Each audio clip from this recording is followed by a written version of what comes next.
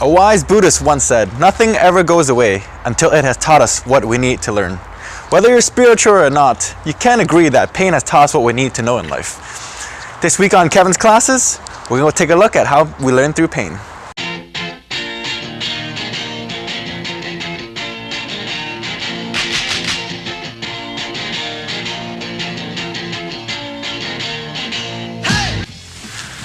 I recently came across a lecture from Dr. Jordan Peterson, which stated the idea of voluntary transformations.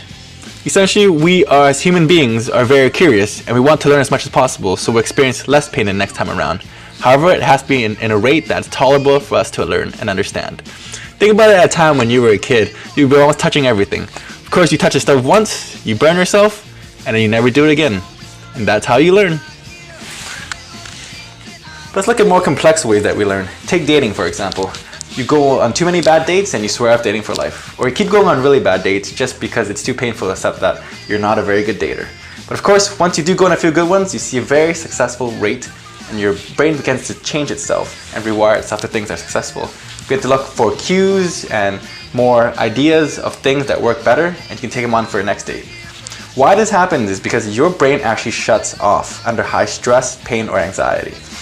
And essentially, if you aren't seeing any success at all, you aren't going to be able to learn. You almost have to live right on the edge between pain and success.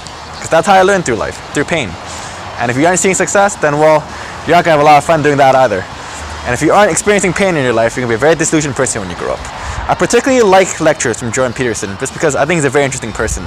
As well as his years in the industry, has been a best-selling author, and he's also been a clinical psychologist for many years. I particularly like this lecture because it really brings out the human nature of how we learn. Too much pain and we blank out. Too little pain and we take no interest at all. And especially as instructors, we have to realize that there's going to be a stress inherent in our students regardless, especially if they're being evaluated.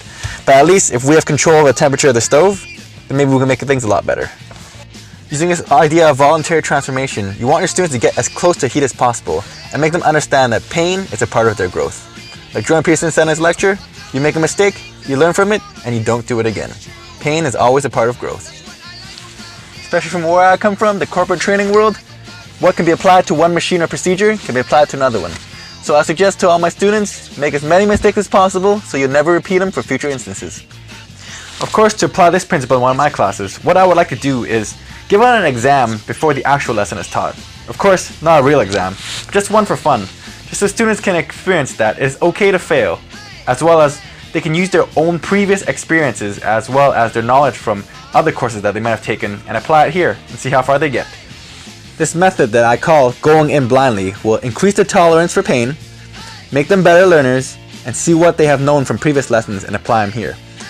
I think if they do this enough times, they'll learn that, hey, failure is just part of the game. And if you watch Jordan Peterson's lecture, you know that it's not if you win the game, it's about how you play the game.